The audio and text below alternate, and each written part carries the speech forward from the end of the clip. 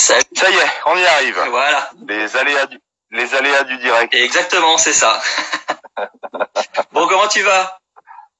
Ça va bien, ça va bien. Et toi, Loïc? Eh ben, ça va super bien. Merci d'avoir accepté l'invitation pour ce live Instagram. Avec grand plaisir. Du coup, ce que je te propose, c'est que le temps que tout le monde arrive, etc., parce que les gens souvent ont un peu de retard. Ouais. Je te propose. Il y a assez de chaises pour tout le monde. Ouais, c'est ça. Je te propose de nous dire un petit peu comment tu as vécu ton confinement et ce que tu as fait pendant ce même confinement. Je l'ai très bien vécu, hein, quand même. Non, mais j'étais dans le Berry, voilà, chez ma copine, à la campagne avec un jardin, donc ça va c'était plutôt pas mal. Et non, après, étant quelqu'un qui écrit et qui a toujours divers projets, je me suis posé et j'ai réfléchi aux divers projets en question, puis j'ai écrit, puis j'ai proposé aussi des petites choses dans la proximité, des lectures téléphoniques à des personnes isolées, ouais. Et voilà, d'aller faire les courses pour les gens, enfin voilà, de retrouver un peu de social.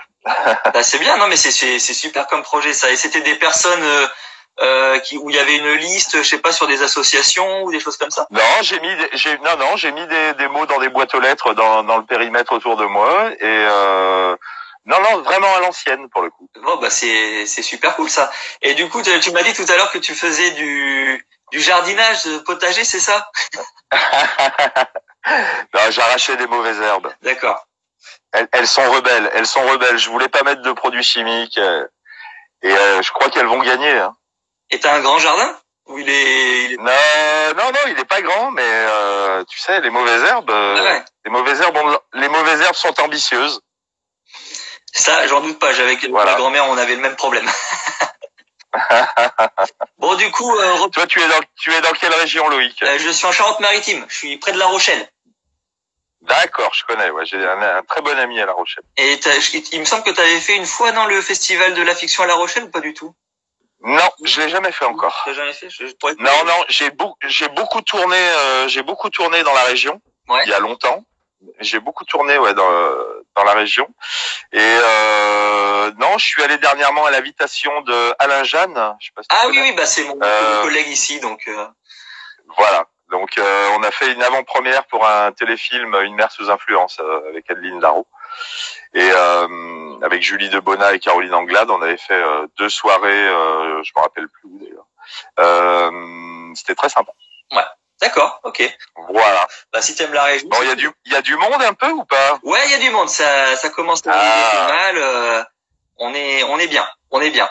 Et du coup, comme il y a du monde, je te propose de commencer cet entretien.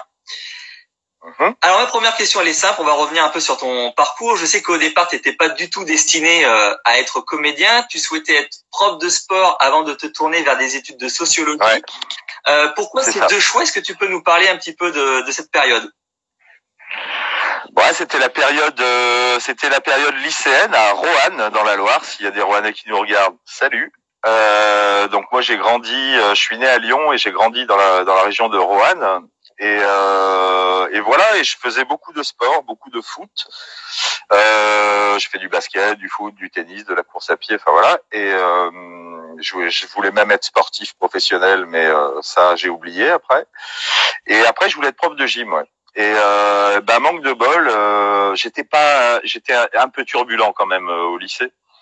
Et manque de bol, la première année, j'ai eu tous les concours de l'UFRAPS à l'époque, ça se passait sur concours, et pas eu le bac. Et la deuxième année, j'ai eu le bac et pas les concours. Voilà, c'est con, hein. Ouais, c'est ouais. Le cumul des mandats n'existait pas. Et donc je suis parti à la fac à Lyon, j'ai fait brillamment une première année j'ai fait 3 mois de droit. Parce que je me disais que je voulais être journaliste, puis ça m'a saoulé. Et après, je suis parti sur de la sociologie parce que ça me plaisait plutôt. Et puis je m'étais dit que peut-être directeur de MJC, tout ça. Donc je suis allé jusqu'en licence.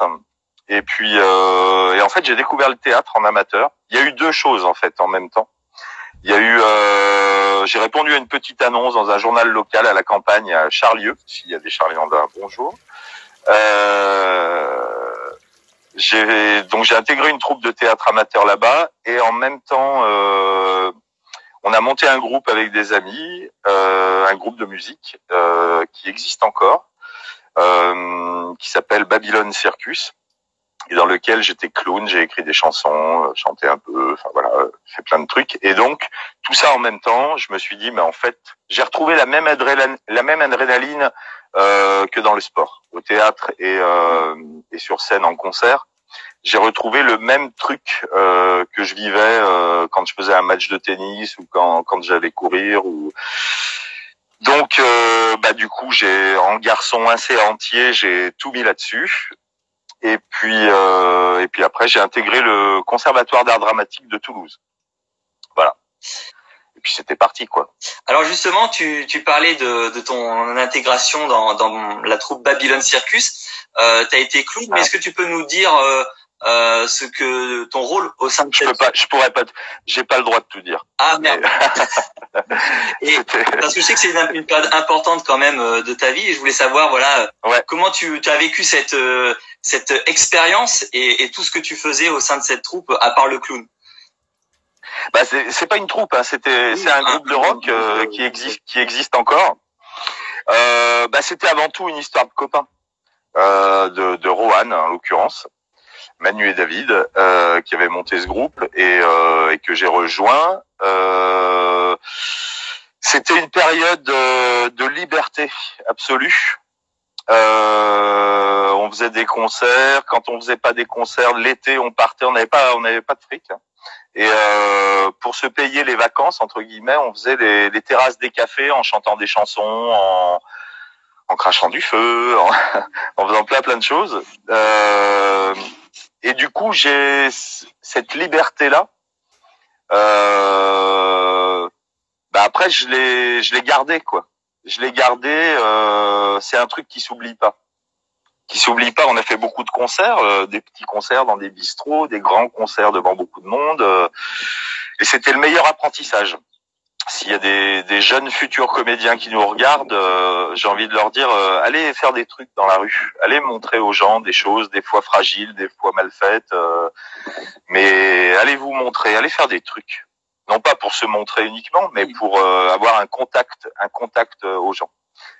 Et même aujourd'hui, même en faisant de la télé et même avec un rapport, on va dire un peu plus paillette. Je veux garder cette fraîcheur-là et cette simplicité-là dans mon rapport aux gens, dans mon rapport au public, voilà, c'est un truc important. Donc amateur de rock. Ah oui. Enfin, de rock, de musique globalement. Je suis très électro maintenant. Ah, on en reviendra parce que je crois que tu as un projet sur ça, il me semble. Donc on en parlera tout à l'heure. Donc tu le disais, ensuite direction le Conservatoire d'art dramatique de Toulouse de 97 à 2004. C'est ça. Où tu as. Ouais, il a d'ailleurs fermé pendant que j'y étais. Je sais pas si c'est à cause de moi, mais il a fermé après. Mais tu portes la poisse. Mais ouais. Je sais pas. Donc c'est ici dans ce conservatoire que tu as monté ta première troupe, je crois, et écrit tes premières pièces. Comment elle s'appelait cette troupe et quelles pièces tu as montées? Alors, en fait, j'étais encore dans le cursus, j'étais encore en cours, que j'ai déjà prévu l'été d'après avec une copine du conservatoire. On a monté une troupe qui s'appelait La Rue Soupe à l'œil. Et j'ai fait un premier spectacle qui était à la fois un montage de textes et d'écrits à moi, de chansons que j'avais écrites aussi. Un premier spectacle qui s'appelait Petit Con. Voilà. Et qui était l'histoire de trois enfants, on était trois, de trois enfants qui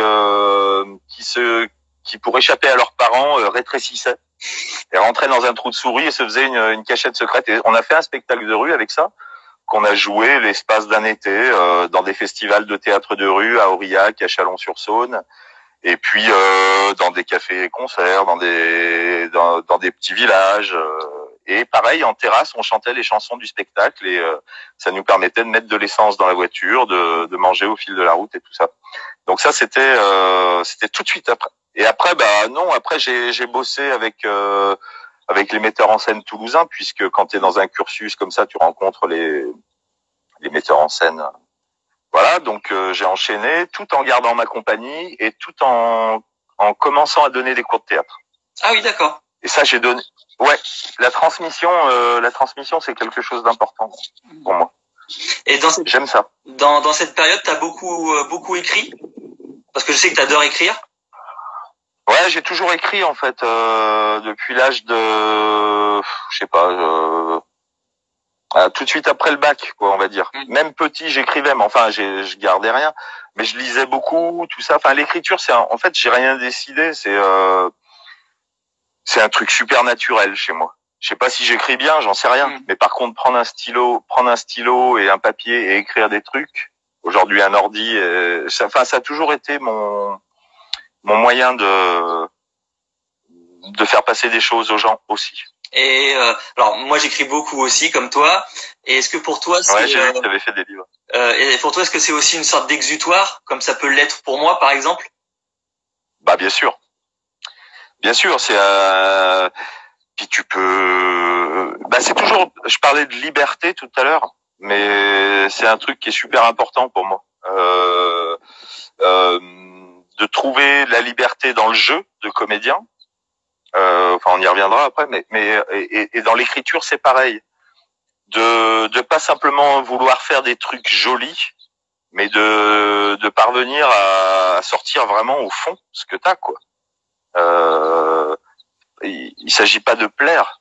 Ce que tu peux écrire va forcément déplaire à des gens. Je crois que si tous les gens qui font des petites choses artistiques, même dans leur coin, je pense que vouloir plaire, c'est un gros frein dans la création artistique. Et je te dis ça, bien souvent, je suis tombé là-dedans. Hein. Mais vouloir plaire à tout prix, tu vois, d'être au plus proche de soi, d'être voilà. Et c'est difficile, c'est très difficile de trouver cette liberté-là. Voilà. Alors tu as écrit un roman qui s'appelle Île déserte. Moi, je l'ai appris en préparant l'interview, donc je n'ai pas pu malheureusement le lire. Tu m'as googlisé. Voilà, c'est ça.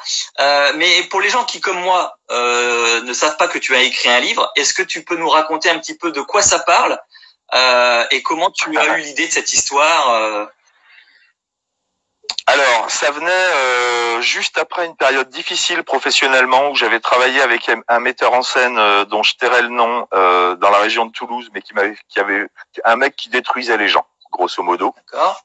Ouais, un vrai pervers. Ouais. Les filles, mais aussi d'une autre manière les garçons. Voilà, s'il y a des apprentis comédiens, faites gaffe. Des fois, il y a des gens mal attentionnés aussi. J'ai failli arrêter le boulot.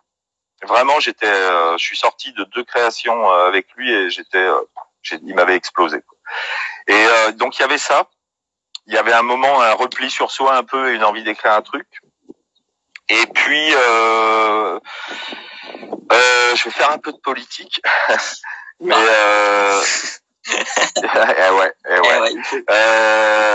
il y avait un monsieur qui s'appelait Sarkozy qui commençait à pointer son nez. Et qui commençait à arriver avec des phrases style « travailler plus pour gagner plus ». Donc, il y a eu tout ça, tout ce mélange d'une période un peu bizarre de ma vie professionnelle et ce truc-là qui commençait à être dans l'air, là, où j'ai voulu écrire l'histoire d'un garçon qui s'appelait Iliane Marcel Durantet, surnommé Il, qui un lundi matin habitait dans un lotissement, dans une cité pavillonnaire, à L'Enclume, la ville de L'Enclume, et un lundi matin, au lieu de partir au boulot, il se tire. Il se tire et il y va pas.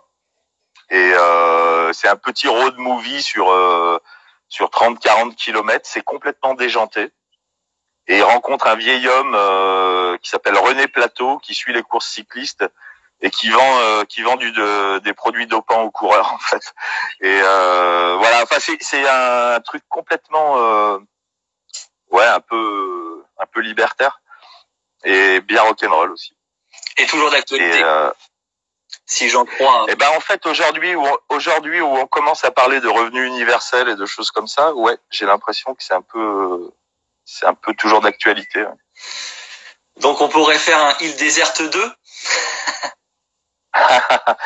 Non, parce que ça a été une super histoire. Hein. Pour le coup, j'ai eu plein de contacts avec les gens qui avaient lu le livre. Je l'ai même proposé là au début du confinement. J'avais mis une annonce sur Facebook où je pouvais envoyer le livre en PDF aux gens qui voulaient sur une adresse mail, voilà. Et du coup, j'ai renvoyé une centaine de PDF du livre. Quoi.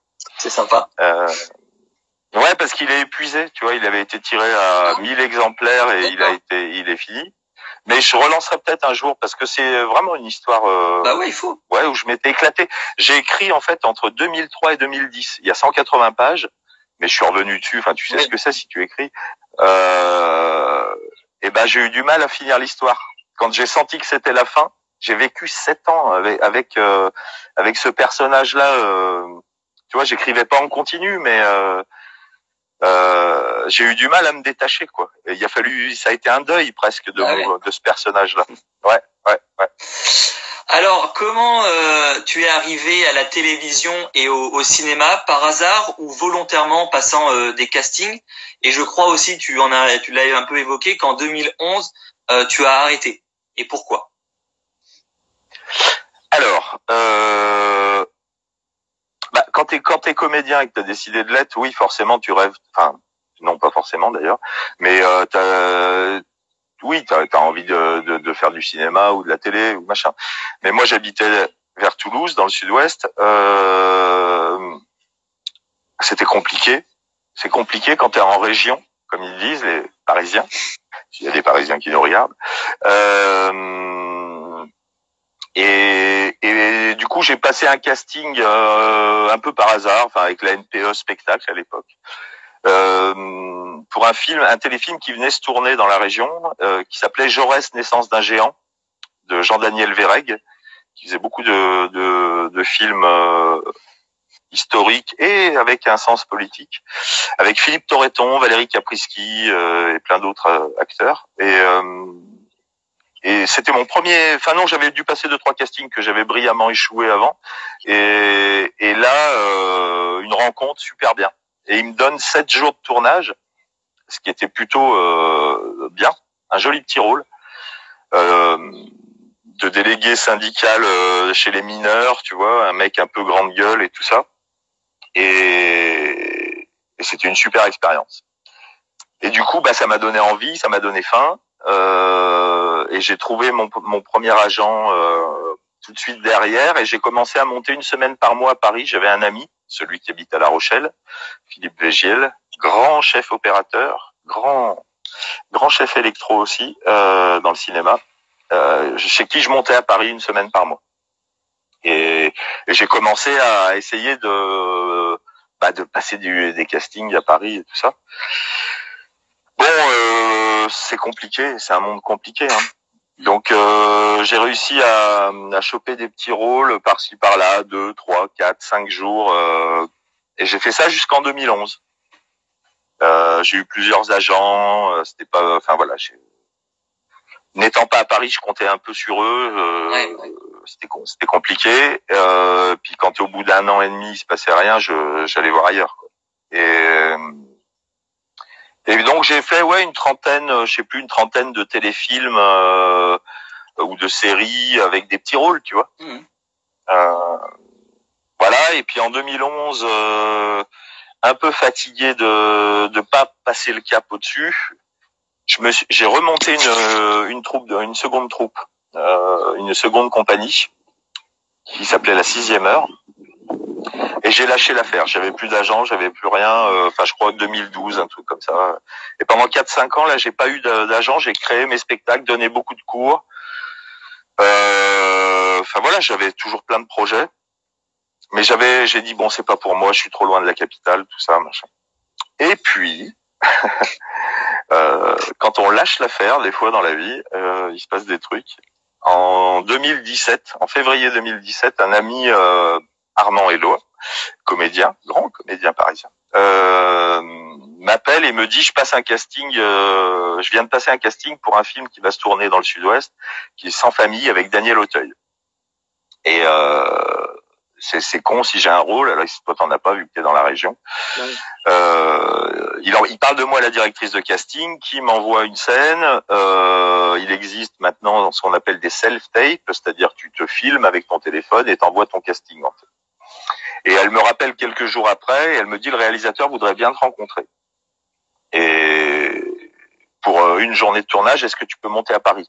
Et moi j'avais tellement lâché l'affaire, je lui dis non, pour une journée de tournage, je monte pas à Paris, ça va me coûter 200 € aller-retour. Enfin voilà. S'il veut, on fait un Skype. Et il a bien voulu. On a fait le Skype, ça s'est bien passé. Il m'a donné 3 jours de tournage. Ah.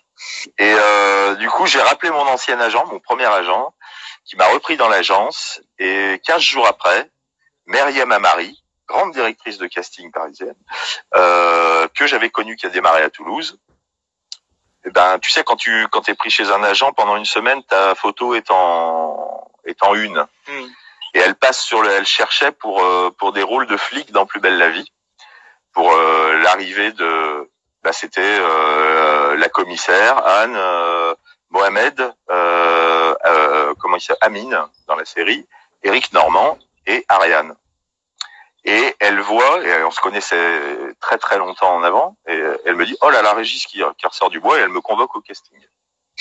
Et je suis monté, et je me suis dit, 3 événements, les 3 trucs dont je te parle, là, c'est en 15 jours que ça se passe. Ouais.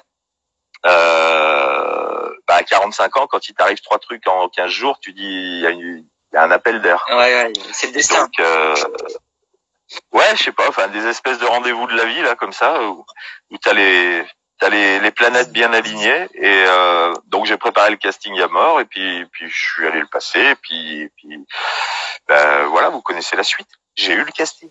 Alors, justement, est-ce que tu te souviens de ton audition, ce que tu as fait? Ah ouais. Si tu peux nous le raconter? L'audition en question, c'était sur 2 séquences qui ont été, alors je sais plus si ça a été retravaillé dans l'écriture, mais que vous avez vu dans la série, puisque c'est sur l'arrivée, sur l'incendie du commissariat du Canet. Mm-hmm. Et il y avait une séquence quand la commissaire Anne a été prise dans l'incendie, elle est transférée à l'hôpital, et moi j'attends dans le couloir. Mm. Et il y a le commandant Debout qui arrive, et c'est notre premier contact. Et un contact, je sais pas si tu te rappelles de mon personnage à l'arrivée dans la série. Moi aussi. Mais et le premier contact bien testostéroné. Donc il y avait cette scène là. Et la deuxième, je ne me souviens plus. Je crois que c'était un appel téléphonique. Je me rappelle plus. Mais celle-là, je m'en souviens très bien. Et je suis sorti du casting en me disant, écoute, je l'aurais pas, mais je crois que j'ai fait tout ce que j'ai pu. Voilà. Alors, est-ce que tu savais au départ, dès le début de ton audition, par exemple, que ton personnage était homosexuel? Non, pas à l'audition. Et tu l'as appris? Attends, que je dise pas de bêtises. Non, je l'ai su quand j'ai été pris sur la série, quand on a commencé à m'envoyer les épisodes. Au départ, je savais pas que j'allais rester. Ouais. J'ai été pris pour 21 jours de tournage, je crois, ou 22, et un jour sur le Prime qui s'est tourné l'été. Voilà, c'était ça l'intrigue du Canet, quoi, l'archeva du Canet à l'arrivée. Mais non, à l'audition, je ne savais pas qu'il était homosexuel. Et comment t'as appris que t'allais devenir récurrent dans la série? Tu l'apprends pas, en fait. Enfin, on te demande, tu reçois un mail en te disant est-ce que tu serais disponible à cette période-là, une autre période, donc tu te dis bon je reste un peu. Mmh. Mais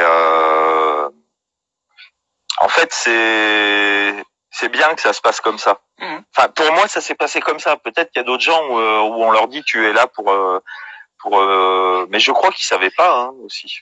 Ça vient au fur et à mesure qu'ils écrivent de toute façon, je pense. En fait, si ça se passe bien, si tu donnes envie aux auteurs d'écrire pour toi aussi, tu vois. Je sais pas, je sais pas en fait, j'en sais rien. Alors comment? Et même aujourd'hui, je sais pas si je reste. Bah, on espère. Non, mais tu vois ce que je veux dire, c'est que il y a un truc qui est bien, parce que la récurrence dans une série fait que tu t'installes un peu. Et sur Plus belle la vie, t'as cette fragilité qui reste un peu. Et moi, j'aime bien cette fragilité, même si c'est pas évident quand tu travailles pas et que quand tu commences à te poser des questions quand t'as pas tourné depuis 2-3 mois et tout ça, tu dis bon voilà. On fait pas des métiers sécurisés quoi. Et il faut pas parce que on reste vif, vigilant sur le qui-vive. Alors comment tu as travaillé la personnalité d'Éric? Comment tu as abordé ton personnage? Bah donc j'ai reçu les épisodes après des 21 jours. Donc j'ai découvert qu'il était homosexuel, qui cachait ça à tout le monde. En fait, j'ai regardé un film parce que j'ai regardé Le secret de Brokeback Mountain, c'est ça? Oui. Ouais, c'est ça. Qui est une histoire d'amour entre deux hommes, deux cow-boys, et qui sont pas pour le coup des caricatures d'homosexuels, qui sont deux hommes très virils, en jean, avec des chapeaux de cow-boy, et j'ai regardé ce film-là. Et de toute façon, moi, je fais 1m82, 98 kilos, voilà, je peux pas, tu peux pas caricaturer les choses. Ah oui. Donc, voilà. J'ai travaillé le personnage je travaille un peu physiquement, on va dire, les personnages, en me disant ce mec-là, il rentre dedans, ce mec-là est pas bien dans sa peau, ce mec-là cache un lourd secret, il faut que le secret reste. Donc physiquement, voilà. Et après, j'ai oublié qu'il était homosexuel, tu vois. Enfin, il y avait Joao l'indique à l'époque, Clément. Il y avait ces scènes à tourner. C'est des scènes de je t'aime, je te hais, quoi, tu vois. Voilà. Garçon, fille. Voilà, c'est un mec, il est pas bien, il assume pas, c'est un de ses indices, ils ont une histoire ensemble. Il faut la jouer. Après, je te cache pas que ça fait bizarre d'aller embrasser un garçon quand ce n'est pas tes goûts à toi. Mais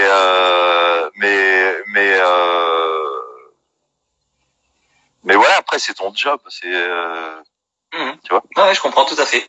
Alors, ce qui est amusant dans Plus belle la vie, c'est de voir évoluer les personnes. Je lis pas les commentaires des gens. Hein. Ils disent quoi, les gens? Il y a du monde? Ils sont combien? Il y a du monde, mais comme je dis, à la fin, on fait toujours un échange avec les internautes. Donc, on te poser les questions sans souci. Il y a pas de. Mais il y a beaucoup de compliments sur ton personnage, beaucoup de. C'est gentil. Voilà. Donc je disais que ce qui est amusant avec Plus belle la vie, c'est de voir évoluer les personnages qui, comme Bauer, peuvent être racistes, violents, au-dessus des lois, et qui peu à peu finissent par devenir attachants. Leur personnalité évolue, les personnages changent. C'est le cas de ton personnage. Est-ce que dans le regard des gens, des fans, tu sens davantage de bienveillance qu'à ton arrivée au Mistral? Ah bah oui, il y a pas photo. Ouais, au début c'était raide. Hein. Puis tu découvres tout ça, cet univers et tout ça. Tu vois, je commençais à aller lire sur les réseaux sociaux les commentaires des gens et tout ça. On s'appelait avec Lola, qui joue Ariane, et elle était effarée parce que Lola, elle était beaucoup plus réseaux sociaux que moi, et elle me disait mais t'as vu, ils nous détestent, machin et tout ça. Et je lui ai dit bon allez, arrête de lire les commentaires, c'est bon.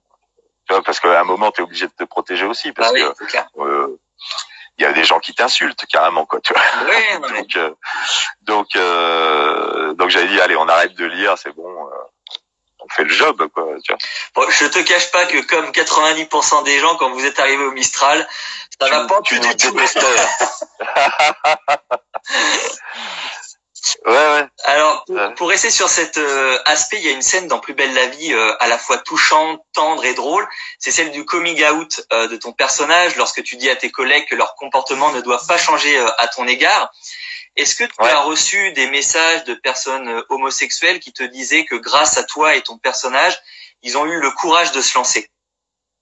Oui, j'en ai reçu quelques-uns sur ce point précis, sur le coming out. J'en ai reçu quelques-uns, ouais.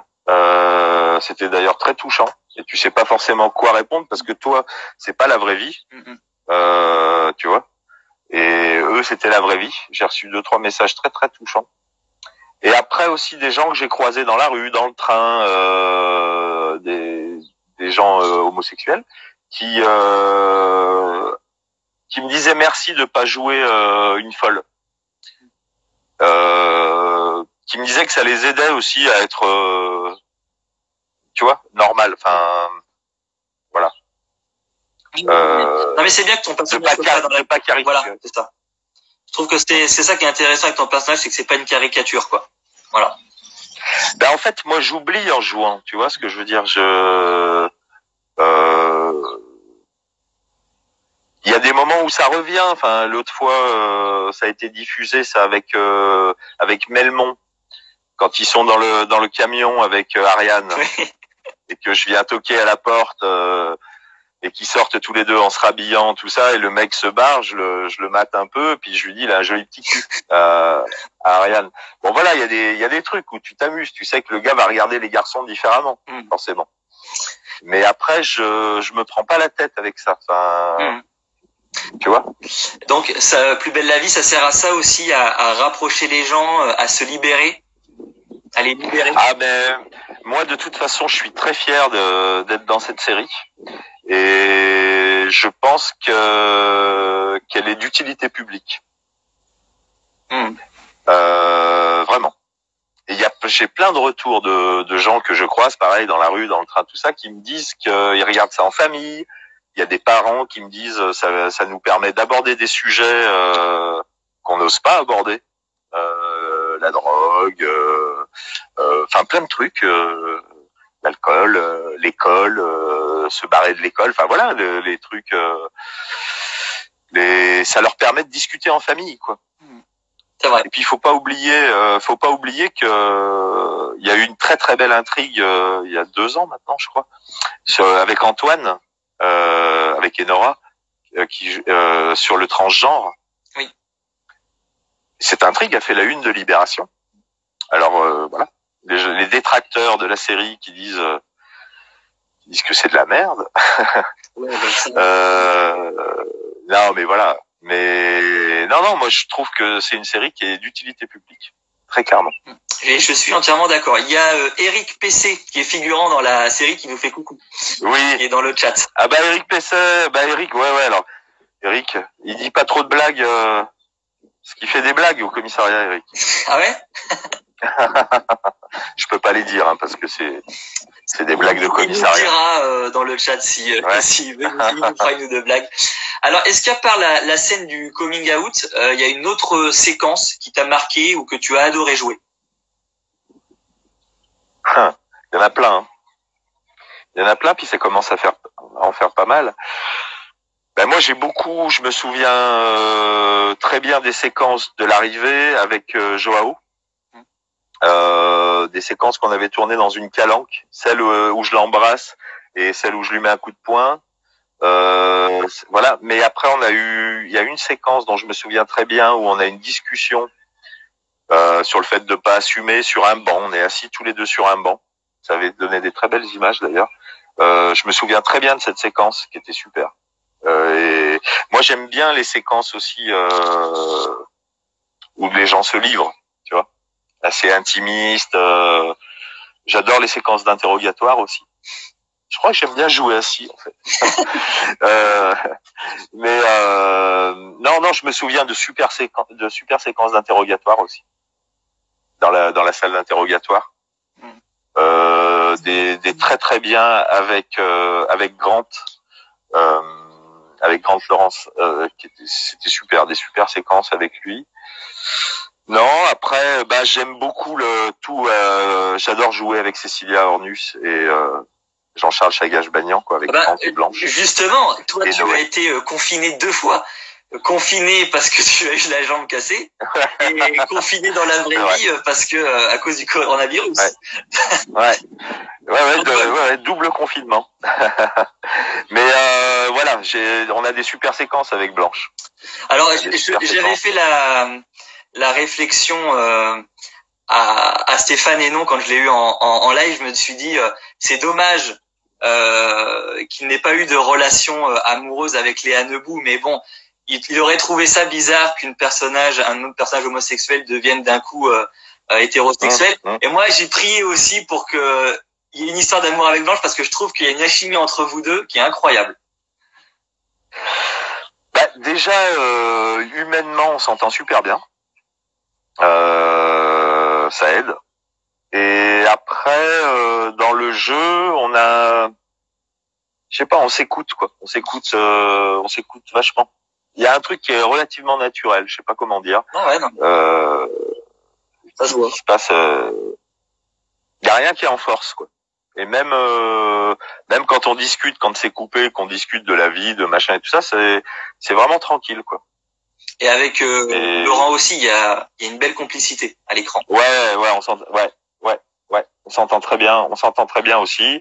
Et ouais, on s'écoute quoi. De toute façon, enfin, c'est un métier. Souvent, quand je donne des cours ou des stages, je dis que, enfin, c'est pas moi qui ai inventé ça, mais c'est le bon mot, c'est pas acteur. Le bon mot, on devrait s'appeler réacteur. Et en fait, il faut plus réagir que agir. Ça part pas de soi tout seul. Ça part pas de faire son numéro en fait. Ça part de, on se pose, on s'écoute et on voit ce qui se passe. Il me semble. Et voilà. Je ne peux que être d'accord avec toi. Bah, je crois que c'est un peu comme dans la vie, hein, d'ailleurs. C'est ça. On se pose, on s'écoute. Quoi. Parmi tes collègues de travail, il y a Lola Marois, qui joue Ariane. Est-ce que Lola est aussi casse-bonbon que son personnage? Je vais pas dire du mal de mes copains. Non. Elle a la même énergie. Elle pétille. Elle a la même énergie. Et la même, ouais, donc des fois elle est un peu chiante, bien sûr. Non, mais ouais, et puis on se marre bien aussi. Enfin, tu vois, et puis on est arrivé en même temps sur la série. Bah oui. Donc il y a un truc de, tu vois, on sait pas si on va rester, on sait pas machin. Enfin, tu partages tes doutes, tes angoisses, tes joies.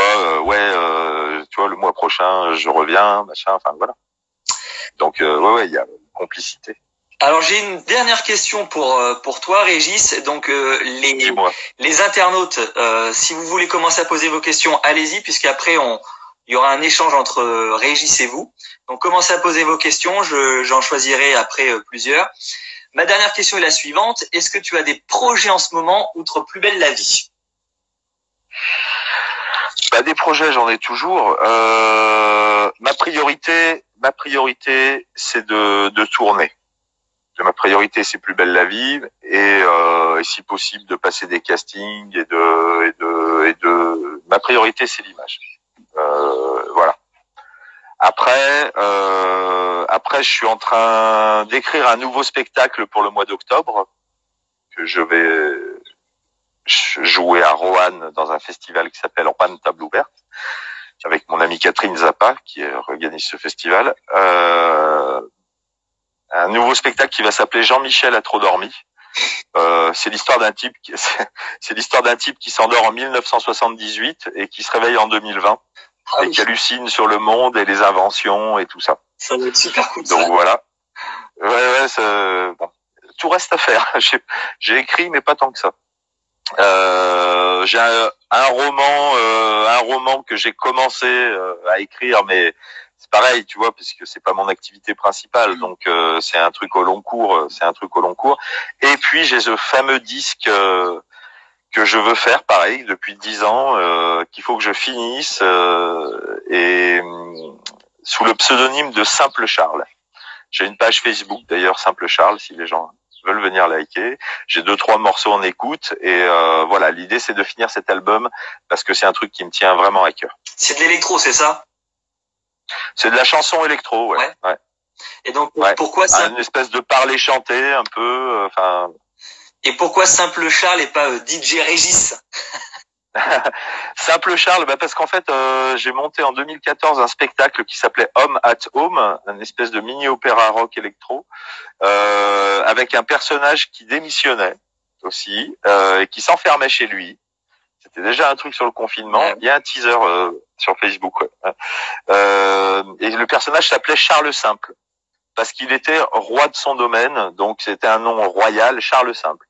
Et après, pour continuer la musique, pour continuer ce projet, j'ai juste inversé, c'est devenu Simple Charles. D'accord. Voilà. Ok.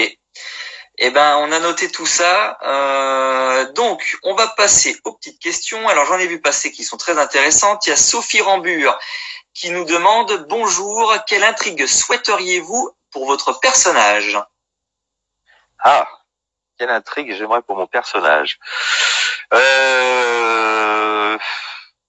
J'aime toutes les intrigues. J'aime recevoir les textes et avoir la surprise. J'aime ça. J'aime vraiment ouvrir mes cadeaux, tu vois, savoir ce que je vais jouer, là où les auteurs veulent m'emmener, tout ça. Ça, j'adore ça. Après, j'aurais rien contre ce qui se pose avec un mec, par exemple. Tu vois, ça, j'aimerais bien. Et puis qu'il y ait un peu de quotidien dans ce truc-là. Ouais, j'aimerais bien ça aussi. Après, j'ai très envie que le rapport amical avec Franck, Blanche et Noé continue. Ça, c'était super. Ouais, et puis on s'entend super bien. Le Prime, on s'est régalé. Enfin, voilà. Et puis du flic un peu. Retour à du flic un peu, tu vois, de l'interrogatoire, des choses comme ça. Après, les intrigues en question, non, je sais pas sur du flic, mais voilà ce que je peux dire pour moi. Justement, tu as participé un petit peu à l'intrigue Pavel. T'as aimé cette intrigue, même si t'as pas eu beaucoup de scènes dedans, t'en as quand même quelques-unes. C'est quand même une belle intrigue. Oui, c'est une belle intrigue. C'est une belle intrigue et même de passer comme ça juste dessus, j'ai eu 2-3 belles séquences, dans la voiture, là, quand on veut le choper puis qu'il nous échappe. J'aime bien ces jeux de chat-souris. J'aime bien ça aussi. Alors, voilà. Hello 250 GTO qui nous demande des projets théâtre avec Quand ma femme m'a quitté, je me suis fait un sandwich. Alors ça, c'est le spectacle que j'ai écrit et salut Elodie, ça va? On se connaît. Donc, ce spectacle, je l'ai créé pour le même festival dont je parlais tout à l'heure à Roanne, en 2015, je crois. Et j'ai beaucoup tourné avec, j'ai fait 200 dates. Donc oui, j'ai toujours envie de jouer. C'est un truc que j'aime beaucoup, qui parle d'amour, de fidélité, tout ça. Donc oui, je suis ouvert à aller le jouer. Des projets, non, pas vraiment, parce que c'est des dates que je trouve comme si, tu vois, enfin, par-ci par-là. Après, si je trouvais un tourneur s'il y a des tourneurs qui nous regardent, si je trouvais un tourneur pour ce spectacle-là, quand ma femme m'a quitté, je me suis fait un sandwich, ou le futur Jean-Michel a trop dormi, je serais, Alors, je serais très preneur. Il y a Christelle, le message est passé en tout cas. Donc peut-être que il y a Christelle qui n'était pas là au début du live et qui nous demande où est-ce qu'on peut se procurer ton livre Il déserte. C'est très difficile de se le procurer, Christelle, parce qu'il est épuisé. Par contre, tu peux envoyer un mail sur Régis Ménard Pro. Voilà, regisménardpro@gmail.com. Et je te l'enverrai en PDF. Je m'engage à le faire. Voilà. Si tu t'engages, moi, je prends notre attention. L'adresse c'est regisménardpro@gmail.com. Alors, il y a la Parisienne 92, donc une Parisienne qui nous regarde. Pourquoi avez-vous accepté de jouer dans Plus belle la vie? Avez-vous d'autres passions outre le théâtre? Pourquoi j'ai accepté de jouer dans Plus belle la vie? Parce que c'était je faisais mon métier et j'étais hyper content de passer un gros casting, comme je le disais au début de l'interview. C'était 23 jours de tournage, un vrai personnage qui a développé et tout ça. Donc voilà. Et puis Plus belle la vie, c'est une institution, quoi. C'est vrai. Donc voilà. Et les projets théâtre, c'est ce dont j'ai parlé après. Je serais aussi preneur de propositions de théâtre sur des belles propositions, tu vois. Un bon spectacle. Ouais, je sais pas quoi d'ailleurs, mais. Il y a Eric PC qui nous dit il est d'accord pour se mettre en couple avec toi. Eric PC, je suis pas disponible. Et j'ai dit que Eric, il me semble que je t'ai dit un truc hier. Je t'ai dit que les blagues de commissariat, elles restent au commissariat. Il faut grandir un jour, Eric. Il y a Dédicace de Nico qui nous demande j'aimerais savoir si vous serez en séance de dédicace. Eh ben pour l'instant non, puisque il y avait deux opérations qui étaient prévues, Cannes série et une opération à Marseille à l'hôtel Intercontinental et qui ont été annulées à cause du confinement, enfin reportées. Donc 6 séances de dédicace il y a. De toute façon en ce moment avec le protocole sanitaire on peut pas. Donc on verra, ce sera quand ce sera possible, oui. Alors, il y en a beaucoup qui nous ont demandé aussi si tu reprenais le tournage le 26 mai. Alors, je reprends le 29 mai, moi. Mais oui, le tournage reprend le 26 mai. Alors, il y a Karine.teis.3 qui nous demande d'autres téléfilms ou séries prévues. Pour l'instant, non. J'espère des castings potentiels, mais pour l'instant, non. Tu sais, c'est une période très particulière pour tout le monde là. Ah bah là, oui. Donc tous les tournages en France ont été arrêtés, ça reprend petit à petit avec des mesures sanitaires et des précautions qui sont énormes, parce que c'est beaucoup de monde sur un plateau de tournage. Donc c'est pas évident. Donc les choses reprennent petit à petit, mais personne ne sait trop où on va non plus. Est-ce que tu connais les mesures qu'il y aura sur le tournage de Plus belle la vie en studio? Ouais, on a reçu 32 pages, un protocole sanitaire de 32 pages. Ah, quand même. Avec après je peux pas trop dire parce que c'est qui nous regardent, mais oui, enfin c'est compliqué parce que le maquillage, la coiffure, les costumiers, sur le plateau on est nombreux. Donc ouais, c'est compliqué. Donc les tables régies où tu vas grignoter des trucs, boire le café, non. Enfin voilà, non, t'es obligé de revoir toute une façon de fonctionner et au moins dans un premier temps. Et je peux te dire qu'à la production là, ils se prennent bien la tête pour pouvoir reprendre. Les comédiens sont basés à Paris, on dort à l'hôtel à Marseille, tu vois, on prend des trains, on croise des gens, enfin. Non, c'est chaud. C'est chaud, non, mais j'en doute pas. Il y a Kawet05, alors c'est pas une question, mais c'est un compliment et qui revient assez souvent, donc ce sera un peu un message général de compliment, on va dire. Éric Normand, c'est tellement un personnage qui fonctionne avec tout le monde, dans toutes les intrigues, on l'aime tous finalement. Ah ça me fait super plaisir. Il fonctionne avec tout le monde, ça me fait super plaisir. Merci. Alors, qu'est-ce qu'il y a d'autres questions? Beaucoup de compliments. Il y a Daphné Linsmo qui demande: je pourrais avoir une dédicace pour mon anniversaire ce 25 mai, s'il vous plaît. Ça me ferait un très grand plaisir. Joyeux anniversaire, Daphné, déjà. Voilà. Joyeux anniversaire. Souris à la vie. Voilà. Alors il y en a beaucoup qui nous demandent si on peut envoyer des photos dédicacées. Je sais pas comment ça se passe. Alors en fait, il faut passer soit écrire à la production de Plus belle la vie pour demander une dédicace. Telle France série, 37 rue Guibal, 13 003 Marseille.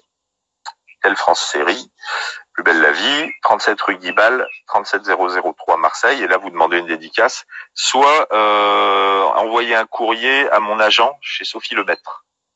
Et là, j'ai pas l'adresse, mais vous pouvez vous taper. Je les mettrai Sophie Lemaître. Quand je remettrai la vidéo en replay, je mettrai les et Sophie me fait passer les demandes et je renvoie.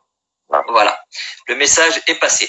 Bon, merci Régis pour ce petit moment. Merci à vous. Partagé. Prenez soin de vous. C'était très sympa. On te souhaite une belle fin de journée. Et puis merci à toi. À bientôt. Et puis merci à tous d'avoir suivi ce live et pour vos questions. Ciao, ciao. Salut, bye, merci. Salut.